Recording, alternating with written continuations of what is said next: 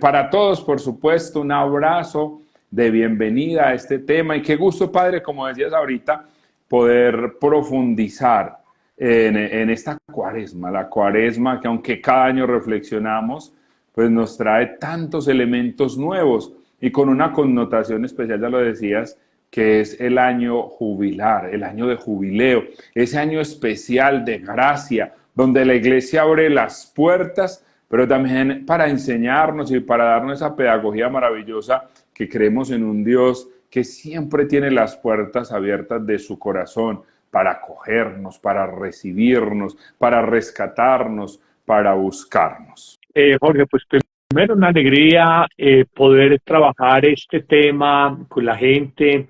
Yo lo llamo como un tiempo de gracia, un regalo de Dios, y no es simplemente la imposición de la ceniza por la ceniza, sino que es sobre todo una invitación como a volver sobre nosotros mismos, a mirar nuestra vida, a saber que hay muchos cambios que uno quiere en su trabajo, hay cambios que quiere a veces en el color del cabello, hay cambios que queremos del carro o de la moto, pero tal vez el cambio más importante es el cambio del corazón, el cambio del corazón.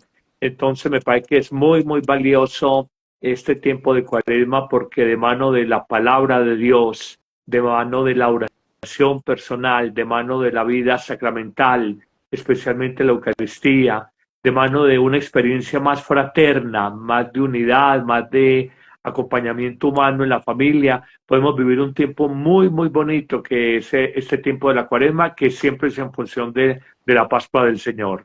Así es el camino de preparación hacia la Pascua. Padre, ¿qué connotación ves vos, usted que se encarga tanto de hacer esos informes, esas noticias especiales desde el Vaticano, en Amén y todo esto?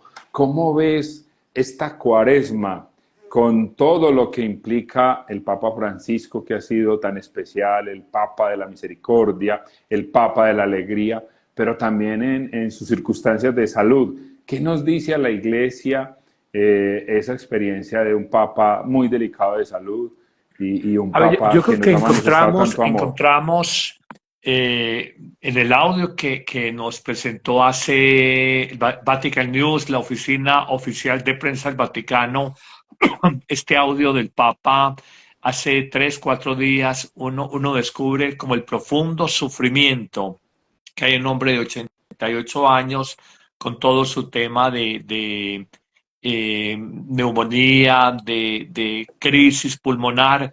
Entonces está viviendo su propia cuaresma, el Papa está viviendo su propia pasión. Una cosa es que uno le digan el Papa está hospitalizado, tiene oxigenación de alto flujo, le están haciendo respiración mecánica no invasiva en las noches, pero otra cosa es ya sentirlo en su voz y experimentar como todo ese misterio de la enfermedad, de la fragilidad humana y saber que él, pues en sus 88 años nos está dando ejemplo de fortaleza, de templanza, en un mundo que sobre todo privilegia el bienestar, el confort, la vida buena, la vida sabrosa, para utilizar una expresión que se nos volvió muy coloquial y que entendemos. El Papa nos muestra que en la vida cristiana hay que saber llevar con valor y con pundonor, no sé si la palabra me la alcanzan a entender, con coraje, también esta experiencia del dolor, que no es fácil de asumir en la vida, no es fácil. Es más fácil hablar del dolor y predicar del dolor que cargarlo en la propia vida. Es más fácil anunciar la cruz que cargar la cruz de cada día. Es difícil, es fácil llevar un Cristo en el pecho, pero difícil tener un pecho para llevar la cruz, ¿cierto?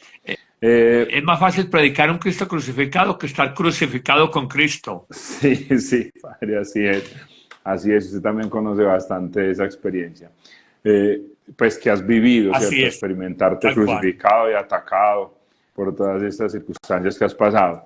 ¿Qué elementos pudiéramos darle a las personas que les vaya ayudando a vivir mejor la cuaresma, como decías ahorita, como un camino que nos lleve realmente a la Pascua? A ver, el texto es precioso, el de Mateo capítulo 6, que leemos en el miércoles de ceniza. Y he compartido en diferentes reflexiones, nos habla de la actitud de un judío piadoso, que es entre líneas, entre relaciones esenciales que tenemos los seres humanos, relación con nosotros mismos, relación con el prójimo, con los demás y relación con Dios. Y en los tres eventos, el evangelista Mateo coloca en labios de Jesús una palabra que es reiterativa: no hagan la oración, la relación con nosotros mismos, con Dios, no hagan el ayuno, la relación con nosotros mismos, o la compasión o limosna, la relación con los demás, no lo hagan por quedar bien con los otros, háganlo para agradar a Dios. Esta es una constante y creo que nos tiene que sacar como de una religiosidad, a veces de exterioridades, y es meternos en una dinámica de una espiritualidad y no solo religiosidad. Cuando hablo de religiosidad no lo digo de manera despectiva, simplemente digo, a veces nos quedamos en el rito. De hecho, el miércoles de ceniza, la imposición de la ceniza en la frente o en la cabeza, como hacían los judíos aquí en la coronilla, eh, es muy taquillero, permítame la expresión, un sacramental muy taquillero, pero es muy fácil porque no nos compromete la vida, no cambia nuestra vida. Aquí se trata de que nosotros de verdad sintamos el cambio en nuestro corazón y que, digamos, esto no lo hacemos como una ritualidad exterior, sino como una espiritualidad interior. Y esas tres relaciones, el Señor da la pauta, Jesús, a los discípulos de hace 2000 años y hoy a nosotros. Cuando oremos, hagámoslo en el silencio de nuestro cuarto y Dios, que ve lo escondido y el silencio de nuestro cuarto interior, que es el corazón, nos va a recompensar. Cuando ayunemos, que no es solamente privación de alimentos, sino el autodominio, ayunar del pecado, ayunar de la lengua. Cuando lo hagamos, hagámoslo no para ser aplaudidos o reconocidos por los demás, sino para agradar a Dios y Dios nos lo va a compensar. Y la relación final, cuando nosotros tengamos una relación con los demás, que sea desde la limosna, la compasión, no lo hagas por mostrarte ante los demás que eres compasivo, sino que lo haces de cara a Dios.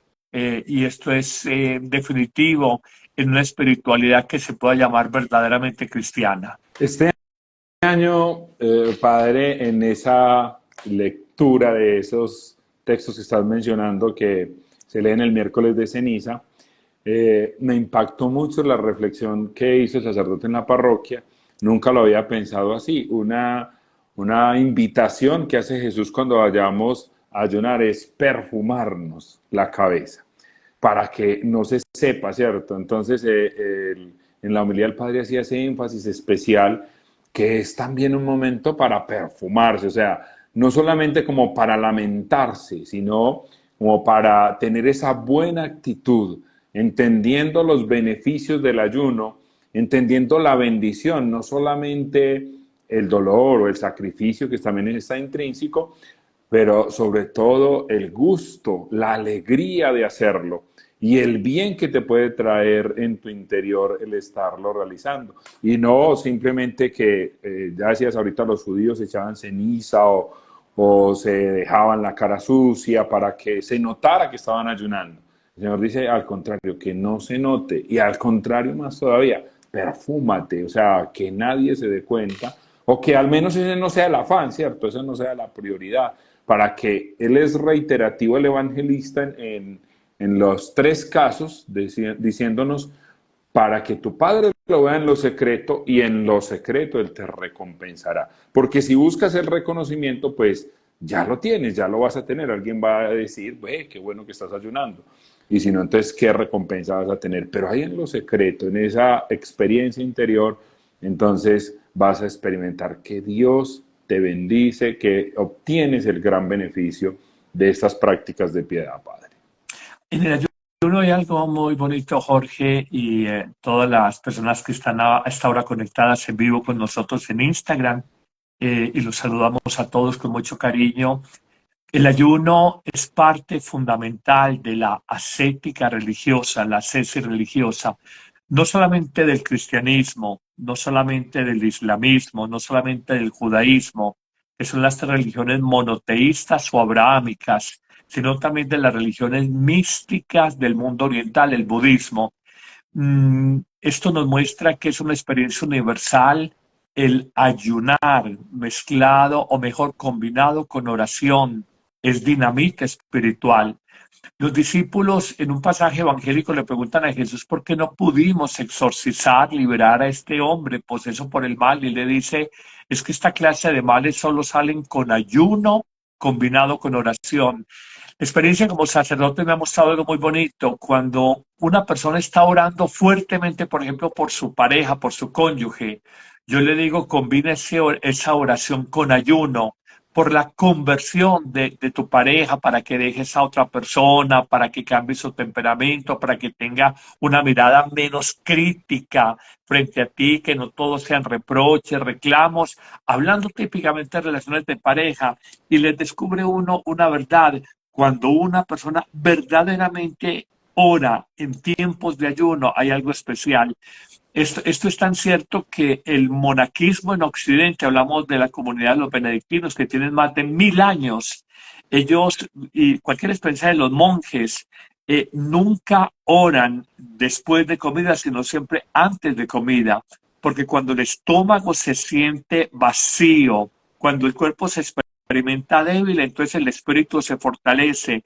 Y en esa contingencia, precariedad o necesidad del cuerpo, el espíritu se descubre necesitado, abierto a la trascendencia, abierto a Dios. Y esto hace que el ayuno tenga mucho sentido. La gente es capaz de ayunar por una dieta para adelgazar y lo entiende perfectamente, y qué hambre las que aguantan. La gente es capaz de ayunar porque el médico le dijo tener el corazoncito muy engrasado, tener hígado graso, no sé qué. Entonces ayunar de chicharroncito, ayunar de no sé qué. La gente entiende el ayuno por motivos de belleza estéticos, por motivos de salud dietéticos, pero no entiende el ayuno por motivos religiosos. Y créanme que así como es beneficioso el ayuno, por estética, que no te pases de kilos, por salud, que no te pases de kilitos y no comes más de la cuenta, el ayuno es potente en la vida espiritual. Y la reflexión cristiana va más allá. El ayuno no es solamente de alimentos. El ayuno es ayunar de la lengua. No voy a hablar mal de nadie en esta cuaresma, y que sea un entrenamiento para que hacia el futuro yo no hable de otros. El ayuno es del pecado, por decir algo, de las iras, de las envidias, de los rencores, del orgullo personal, del egoísmo, de que me voy a sacrificar por esta persona, siempre me he encerrado en mi pequeño mundo de egoísmo. Ayunar del pecado, lo dirá el profeta Joel en la primera lectura del miércoles de ceniza. Quiero no que rasguen sus vestiduras, sino que rasguen su corazón. En el fondo es un ayuno del corazón y un autodominio de nosotros mismos. Bueno, padre, las personas están muy pendientes, están compartiendo. Milena nos pregunta algo ya en relación también al año jubilar. Nos dice, ¿podemos considerar el ayuno y la abstinencia como otros pasos para ganar indulgencia plenaria? Pues primero, hablemos algo de lo que es el año jubilar. Sí. El año jubilar tiene su raíz, el año jubilar cristiano tiene su raíz en el año jubilar judío. Recuerden que Jesús fue un judío, nace judío, crece judío, aprende la Torá, aprende el mensaje de los profetas, y prácticamente podemos decir, muere como judío, simplemente va dejando una estela de un mensaje que va más allá de la ritualidad, la exterioridad, el formalismo de las escuelas rabínicas judías. Los midrashim, los talmud, interpretaciones de las escuelas rabínicas judías, y él quiere, desde esa posición revolucionaria de ir a lo más profundo de ser, va fundando el cristianismo. Entonces quiero mostrar que cristianismo y judaísmo tienen raíces muy cercanas. Juan Pablo II llamaba a los judíos nuestros hermanos mayores, y vamos en ese orden. Primero es el judaísmo y luego aparece el cristianismo. Entonces bebemos nuestro año jubilar, viene del año jubilar judío. La palabra júbilo o jubileo viene de júbilo, alegría, y el jubileo también viene de una raíz aramea del yubeo, que era el cuerno del carnero con el que se anunciaba se tocaba y se anunciaba un año jubilar. El año jubilar en el mundo judío era cada 50 años. Se hacía para que uno, descansar la tierra, para que estuviera más oxigenada, para que tuviera mejores cultivos. Dos, liberar los esclavos. Tres, perdonar las deudas. Cuatro, devolver las tierras que habían sido de sus dueños originales. Ese es el sentido de los jubileos que aparecen en la Biblia, que eran cada semana de años. Sí. Entonces, 7 por 7, 49, al año siguiente, el 50. La Iglesia, a partir del Papa Bonifacio VIII, en el 1300, toma esta práctica. Inicialmente lo hace cada 50 años, luego lo hace cada 33 años, recordando los años de la vida temporal de Jesús, y luego lo hace cada 25 años para que por lo menos a una generación le toquen tan siquiera 2 jubileos en su vida. Son los jubileos ordinarios que se hacen 1950, 1975, 2000, 2025. Y hay jubileos extraordinarios que puede convocar en su potestad, en su autoridad el Papa, como lo hizo Francisco en el 2015, que fue el año jubilar de la Divina Misericordia, o año jubilar de la Misericordia, fue hace apenas 10 años. Y en el jubileo se establecen unas condiciones. En la ciudad de Roma hay 4 iglesias madres o iglesias catedrales. La de San Pedro, que conocemos todos, y la famosa Plaza de San Pedro, que tiene la columnata de Bernini en forma como de brazos abiertos, donde se acoge como a todos los peregrinos que llegan allá. La Basílica de San Pedro, la Basílica de San Pablo Extramuros, fuera de la ciudad de Jerusalén, de la ciudad del Vaticano, la de San Juan de Letrán, que era conocida como la Casa de los Papas, y la Basílica de Santa María la Mayor. Esas 4 basílicas son basílicas jubilares, y tiene una puerta lateral o puerta del perdón o puerta de la misericordia o puerta jubilar, por donde atraviesan, y es una condición en estas basílicas de Roma para ganar el jubileo. Igualmente, por similitud, en todas las diócesis del mundo se designa una catedral, un santuario, o a veces hasta más lugares, si la diócesis es muy grande, muy numerosa en población, para ganar la indulgencia plenaria. Entonces se atraviesa la puerta, se participa de la Eucaristía previa confesión o confesión dentro de la Eucaristía, se ora por las intenciones del Papa, se comulga sacramentalmente, y esto nos permite ganar la indulgencia plenaria en el año jubilar. Cuando me dicen que la indulgencia plenaria, lo resumo brevemente, es la pena que nos queda pendientes por un pecado cometido, por más que haya sido perdonado. Y coloco un ejemplo muy rápido, muy sencillo. Aquí a mis espaldas tengo una pared. Esa pared yo puedo hacer, clavarle un clavo.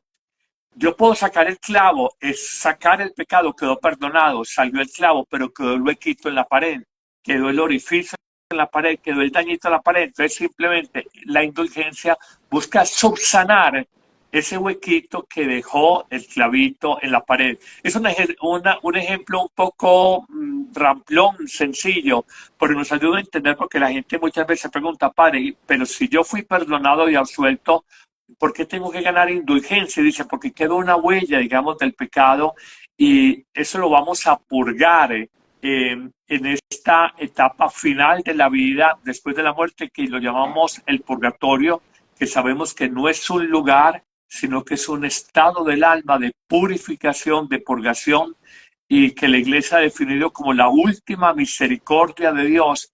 Los que van al purgatorio, que seremos la mayoría, antes de ir al cielo, a la plena comunión de vida y de amor con Dios, primero purificaremos, purgaremos nuestras faltas. Esa es la indulgencia que se puede ganar en este año. Entonces tiene un sentido muy bonito cuando uno conoce la doctrina más ortodoxa, la doctrina más sana de la Iglesia, mantenida a lo largo de los siglos.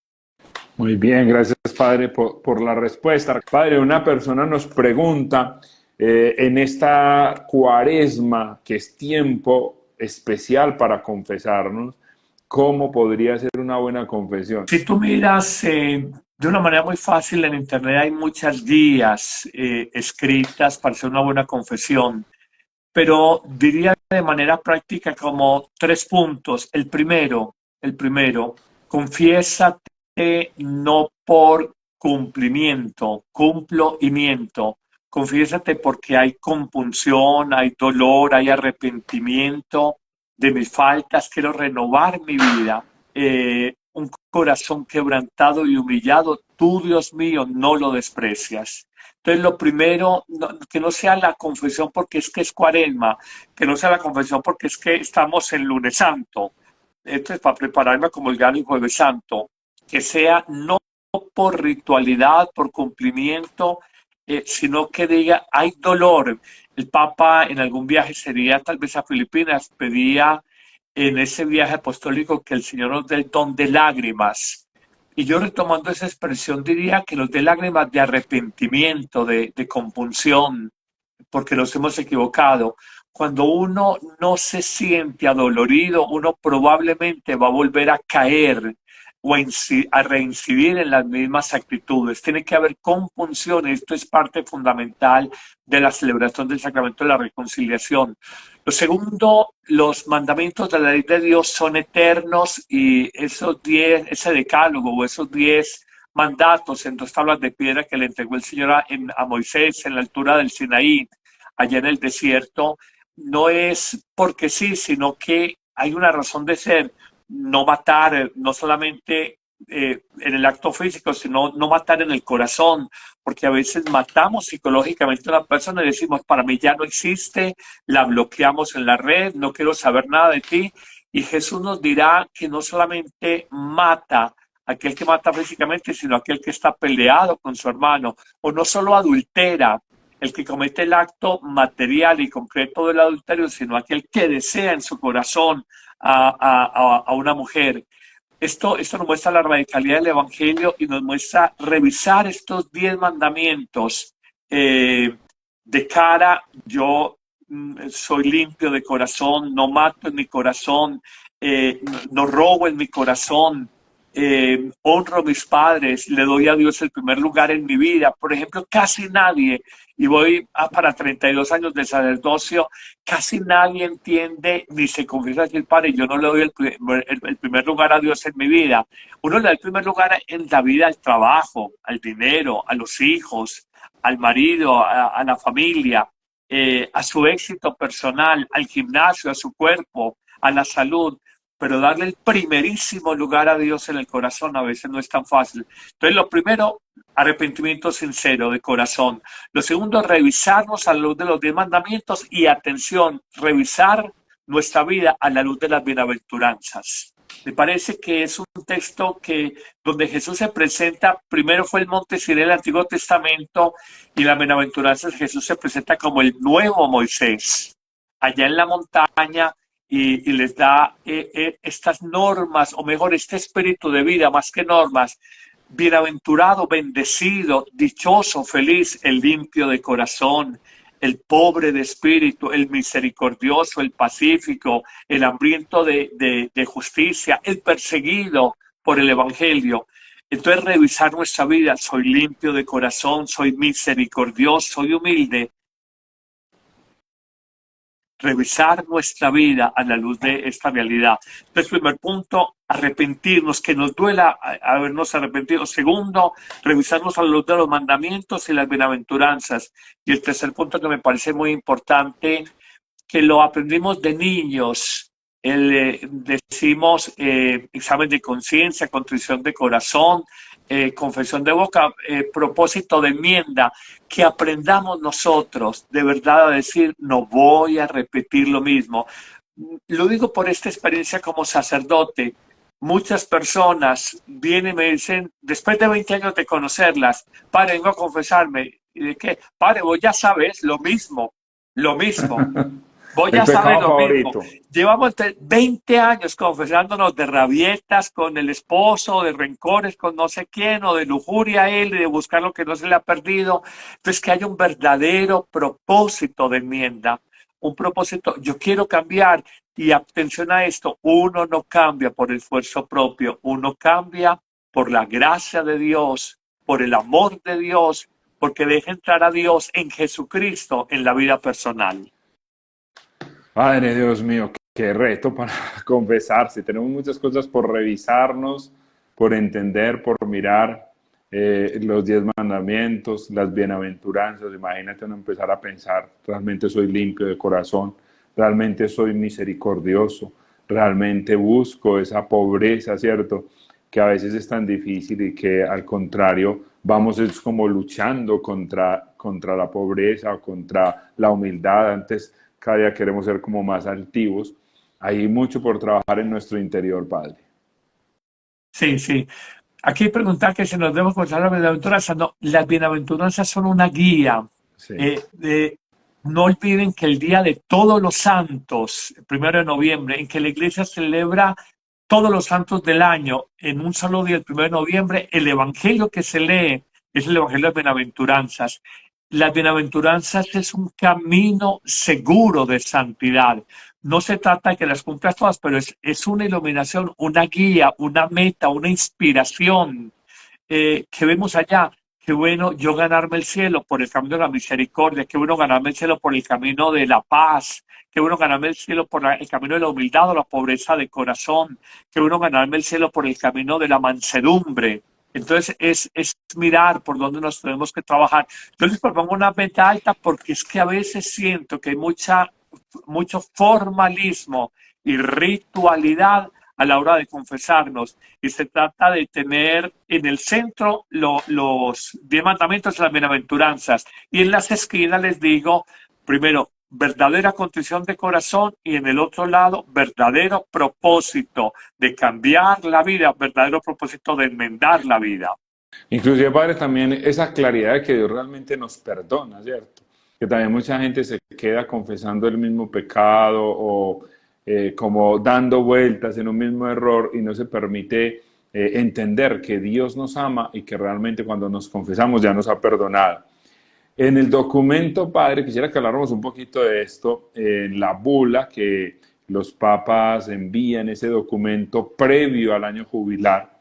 En este año el Papa lo enfocó en la misericordia no, perdón, la esperanza no falla. La misericordia fue el del 2015, que fue también un jubileo muy especial, ese jubileo extraordinario, ¿cierto? Como lo explicabas ahorita, ese fue extraordinario, este es ordinario, y el Papa lo enfocó en la esperanza. He sacado del numeral 3 una frase. La esperanza cristiana no es simple optimismo, sino certeza de la promesa de Dios que nunca falla. Mientras escuchaba estaba pensando precisamente en esa necesidad de esperanza y cómo el jubileo y este tiempo cuaresmal son tiempos de esperanza, Padre, ¿verdad?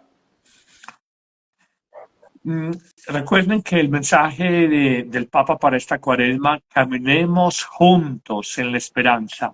Y él lo desglosa como en 3 momentos: caminar, ser peregrinos. 2, juntos, la famosa sinodalidad de la Sí. que ha hablado con mucha fuerza en los últimos 3 años de su pontificado, la sinodalidad. Y apoyados en la esperanza, recordando un texto muy bello de Romanos 5:5, la esperanza no defrauda, no decepciona. Y aquí hay algo muy bonito: cómo diferenciar la esperanza cristiana de la esperanza humana. Y yo establecería como 3 parámetros.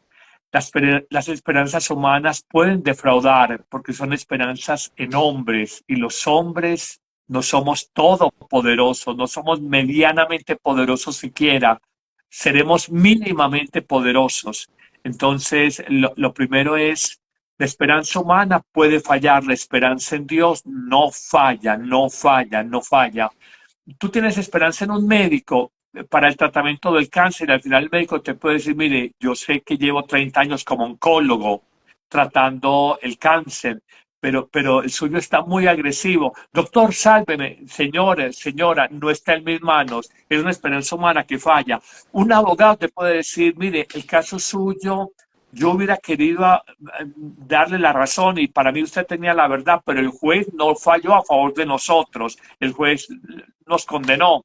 Entonces nos damos cuenta que la esperanza en un médico, en un abogado, en los papás, en un jefe, en un político, en cualquier ser humano son esperanzas falibles. La esperanza en Dios es infalible. Y esto es una verdad suprema. Dios no abandona. Probados en la vida muchas veces, pero abandonados de Dios nunca jamás, nunca jamás. Una primera afirmación. Una segunda afirmación. Las esperanzas humanas a veces son optimismos, expectativas a futuro. Va a haber un cambio de gobierno, me van a subir el salario, la empresa va a venir, esa multinacional y va a invertir aquí en Colombia, no sé qué. Esos son expectativas, optimismos humanos. La esperanza en Dios tiene una verdad suprema. Si el mayor mal de la vida, el mayor poder del mal en el mundo, que es la muerte, ha sido vencida porque el Padre de los cielos ha resucitado a su Hijo, arrancándolo de las garras del sepulcro 3 días después. Si el mayor mal humano, la muerte, ha sido vencido, males menores, la enfermedad, la soledad, la pobreza, la experiencia de abandono, la experiencia de ingratitud, la experiencia de desempleo, la experiencia de desamor, cualquier situación que nos genere desánimo, desesperanza, puede ser vencida porque Jesús nos ha mostrado que en su resurrección todo mal ha sido conjurado y el bien triunfa y vence sobre el mal. Entonces, la segunda verdad. La primera, esperanzas humanas fallan, las de Dios no fallan. La segunda, las esperanzas humanas son optimismo. La esperanza en Dios es la certeza de que la vida triunfó sobre la muerte en la resurrección de Cristo. Y lo tercero, las esperanzas humanas se apoyan mucho, digamos, en buenos indicadores humanos y la esperanza de Dios, a veces desafiando toda adversidad, toda lógica, toda seguridad humana, la esperanza de Dios se cumple. Coloco ejemplos. Abraham era anciano, su esposa Sara era estéril, y de ellos, más allá del primer hijo Ismael con la criada Agar, vino un hijo, el hijo de la promesa, Isaac. Coloco un segundo ejemplo. Isabel con Zacarías, siendo una mujer estéril, tiene a Juan el Bautista. Donde no hay esperanzas humanas, ahí es donde entra la esperanza de Dios. Coloco un tercer ejemplo y final. María era una mujer virgen, y siendo virgen se cumple un imposible humano, que una mujer sea virgen y madre al mismo tiempo, o que un estéril, en el caso de Isabel, sea también madre, o en el caso de Sara. Entonces esto nos da una dimensión completamente distinta de las meras expectativas humanas, porque uno le dicen, bueno, va mejorando su salud, no sé qué, el azúcar ha bajado, le tenemos controlada la tiroides. Nosotros aprendemos a esperar en Dios contra toda esperanza. Cuando hay los indicadores más adversos, cuando parece que todo va para atrás, cuando tú dices, yo le pido a Dios y lejos de que las cosas se arreglen, todo está peor, es cuando uno aprende a descubrir Dios está actuando y la esperanza en Él no puede fallar, no puede fallar. Y esa esperanza se apoya solamente en la verdad. Las promesas de Dios contenidas en la Biblia, promesas de fidelidad, promesas de protección, promesas de salvación, promesas de salud, promesas de que nunca te abandonaré, nunca te dejaré. Entonces es muy bonito, aunque me sienta enfermo, yo digo, yo sé que Dios me puede sanar y si no me va a sanar en esta vida, me va a sanar eternamente en la resurrección. Yo sé que Dios me puede liberar de una adicción, una persona al licor, a la droga, a los juegos, a lo que sea, me puede liberar. Es aprender a vivir en medio de la tormenta del alma, de las tempestades del espíritu, aprender a vivir de las promesas de Dios que no fallan, aunque en lo humano no hayan seguridades humanas o seguridades materiales para nosotros apoyarnos. Padre, y en el fondo esa es la cuaresma y ese es este año jubilar, podernos afirmar en las bendiciones y las gracias de Dios, descubrirlas, ¿cierto? Muchas veces la gente piensa que el año jubilar es el año sabático de relajo, de rumba, para no hacer nada, no, es el tiempo para descansar en Él, para conocerlo a Él, y donde se nos invita, ya decíamos al inicio, decías al inicio, a perdonar. La idea inclusive que proponían era que los esclavos fueran solo por 6 años, que al séptimo año devolvieran ese esclavo de nuevo a la libertad, que inclusive bonito en el sentido de la reflexión que hacía el Papa en Laudato Si, que la tierra descansara también un año. no solamente el descanso de la persona, sino inclusive de la tierra, como salirnos de esos intereses egoístas, de ese deseo de crecer, parar, frenar, en ese mismo sentido del sabbat, el sábado, que un día a la semana se descansaba, que tiene, o se descansa, que esa es la propuesta siempre, que ellos lo desarrollan a partir de la esclavitud en Egipto. Es que éramos esclavos y no podíamos descansar. Ahora somos libres. En Dios podemos descansar un día, pero ese día se propone para descansar con Él, para descansar en Él, para disfrutar de su presencia. Y este tiempo de cuaresma o este tiempo sabático no se tiene que pensar como un tiempo de sufrimiento, sino al contrario, el tiempo para centrarme en Dios de tal manera que yo pueda experimentar su paso, Pascua, para lo que nos estamos preparando definitivamente en este tiempo. Y a propósito, Padre, de ese tiempo pascual para el cual nos estamos preparando, el Papa en este documento también nos dice, en la bula dice, el jubileo es un tiempo de gracia para redescubrir el rostro misericordioso de Dios y volver al corazón sincero. Qué bonito esto, Padre, porque precisamente para eso es este tiempo cuaresmal y este tiempo jubilar, para redescubrir la misericordia. Uno de los textos fundamentales también en la cuaresma para estudiar y orar es esa parábola del Padre misericordioso. Volver, recuperar, todas estas palabras tan esperanzadoras que nos dices, Padre, de la esperanza, esa certeza, esa seguridad de que Dios está conmigo, que Dios es misericordioso, que Dios no es un juez implacable, sino esa persona que realmente me está amando. ¿Cómo transmitirle a las personas esa claridad, Padre? Que estamos camino a esa aproximación a un Dios que es infinitamente misericordioso. El magisterio de la iglesia o la enseñanza de la iglesia nos habla de conversión, que es el cambio interior, nos habla de transformación y reconciliación.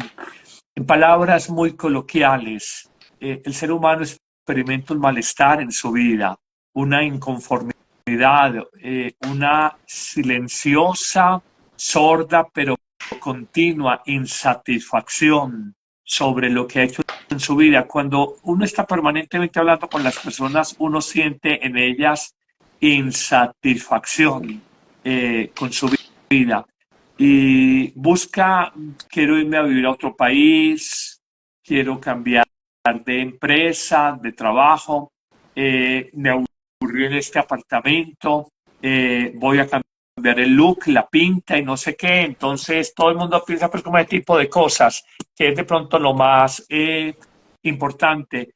Y les voy a decir una frase como para que la trabajen. La salida de nuestros problemas no es hacia afuera, es hacia adentro.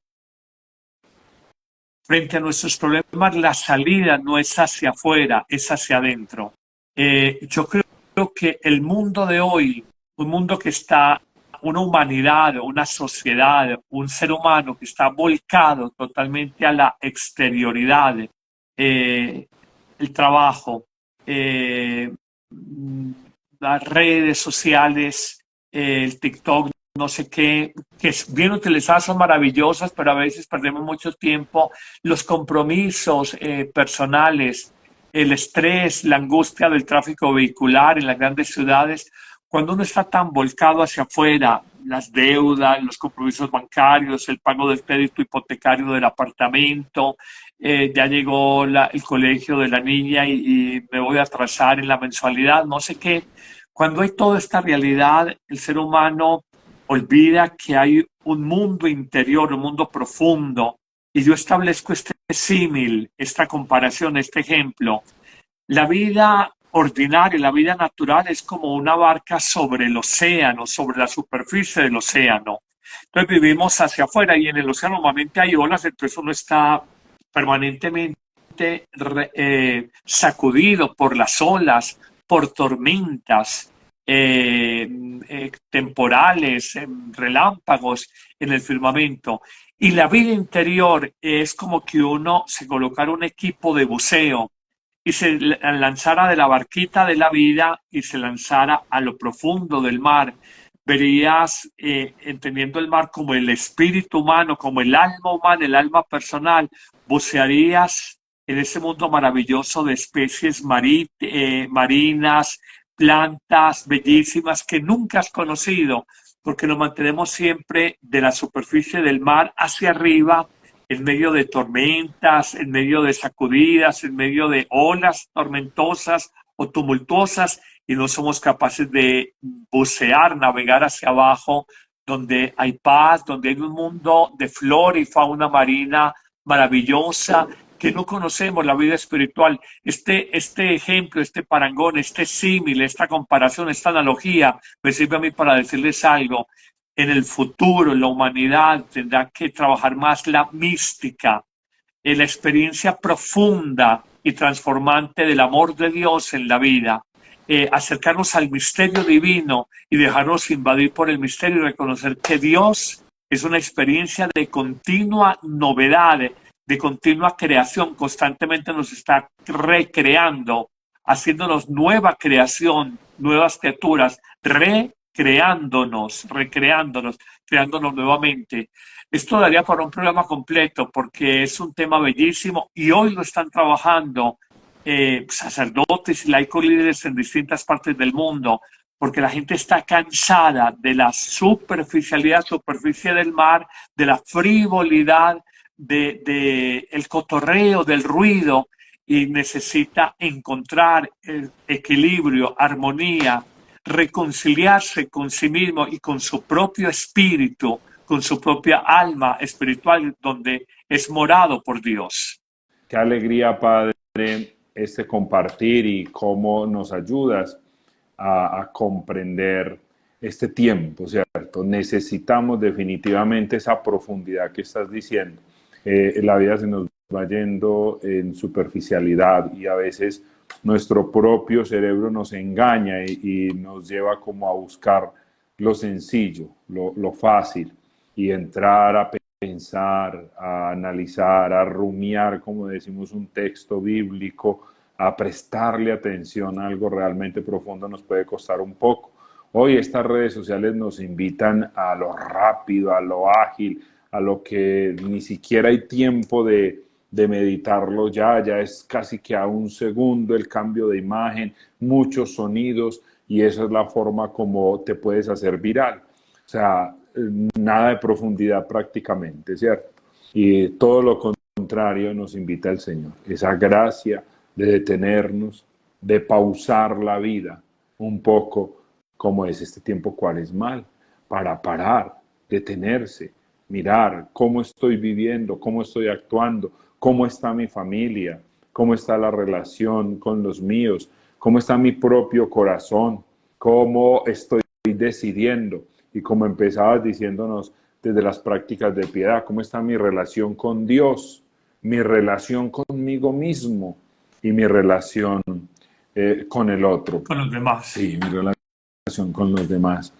Bendito sea el Señor. Padre, bueno, vamos finalizando. Padre, una última palabra que tengas ahí en el corazón y que nos quieras decir, que de pronto lo traías pensado y yo no te lo pregunté o me fui por otro lado, y que quieras dejarlo hoy para todos nosotros, que nos sirve tanto esa palabra que nos regalas. Bueno, Jorge, pues primero, gracias por la invitación y que con todo cariño. Algo para todas las personas que están conectadas. La vida es hoy, la vida es hoy, la vida es hoy. He visto y lo corroboré mucho en el 2020, en todo el fragor de la pandemia. Mucha gente se desaturó, bajó la saturación del oxígeno en la sangre. Productico se asfixió, se fue de clínica, luego de UCI, luego murió. Y encontró muchas personas que tal vez por el encierro se pusieron sensibles, pelearon, llevaban un mes sin hablarse, en 15 días sin atravesar palabra. Y me decía, padre, me da tanto dolor, esta persona se agravó tan rápidamente que yo no percibí, se fue sin yo despedirme de ella, Entonces queda como ese sentido de culpa.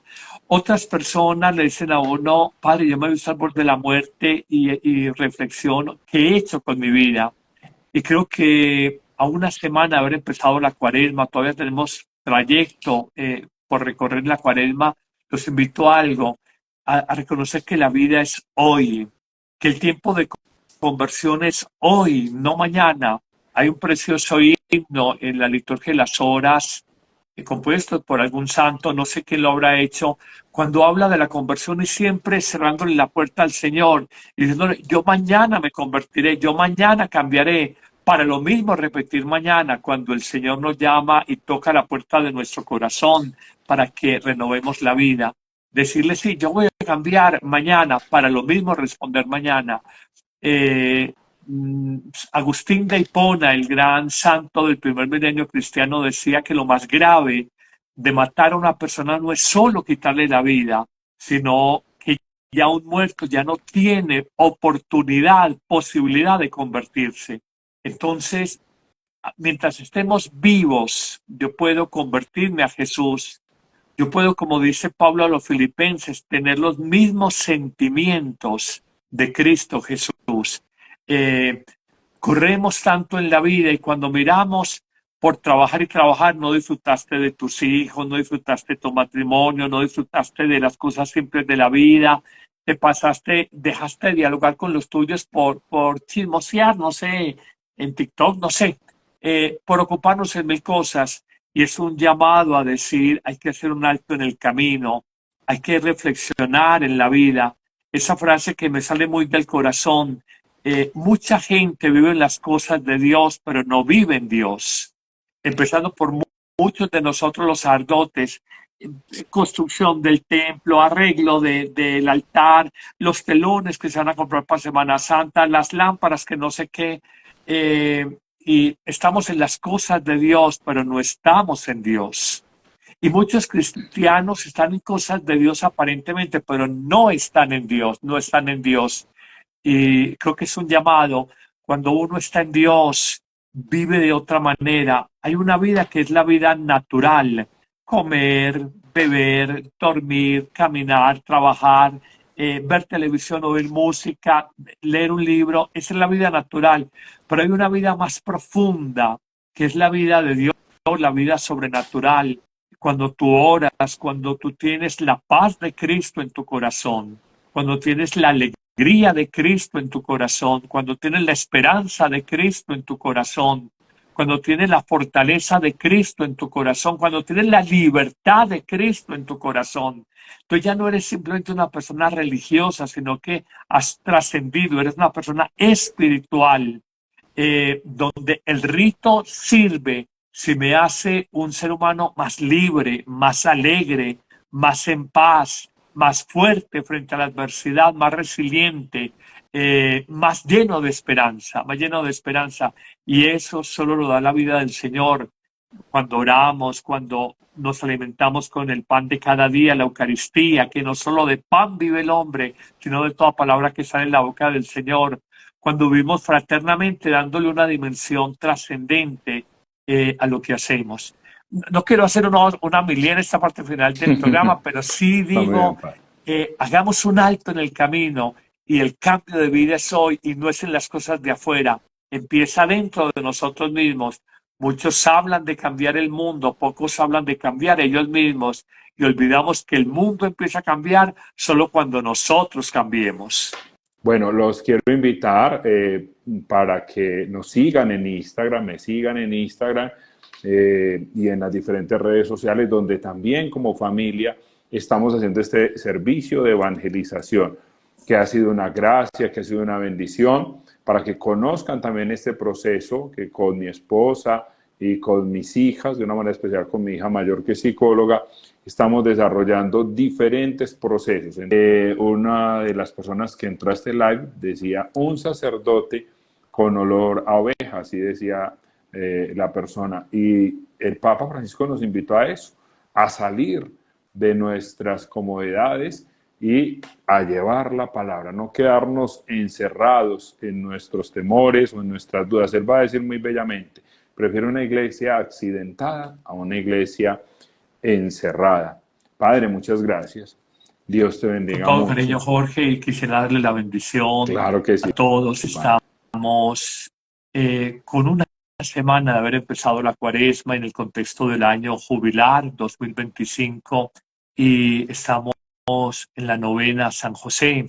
De hecho, la tenemos en YouTube y yo le he tenido un gran cariño a San José y los invito a que lo amemos, patrono de la iglesia, patrono de las familias, patrono de las comunidades religiosas contemplativas, del hombre, de la buena muerte, de los trabajadores, de las causas imposibles. Pedirle a Él la gracia de que nos acompañe a todos. Con inmenso cariño les damos la bendición en este miércoles 12 de marzo, en el tercer día de la novena San José, patrono de la Iglesia Universal. Que el buen Dios nos bendiga en esta cuaresma, que nos conceda paz, entender que la verdadera revolución no es hacia afuera, sino hacia adentro, que nos conceda bucear en ese océano maravilloso que es el misterio del amor de Dios y no quedarnos simplemente en la superficie del mar, en la superficie de nuestras vidas, la superficialidad, por los afanes, los compromisos, las prisas, el ruido. Que el Señor nos dé la salud espiritual y también la salud corporal. Bendiga a nuestros seres queridos, bendiga a la iglesia, bendiga a los países, sobre todo aquellos que están en guerra o bajo dictaduras. Y con todo cariño los bendigo en el nombre del Padre y del Hijo y del Espíritu Santo.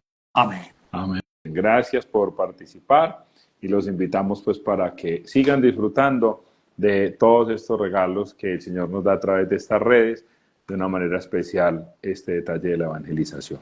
Padre, muchas gracias. Dios te bendiga. Dios los bendiga.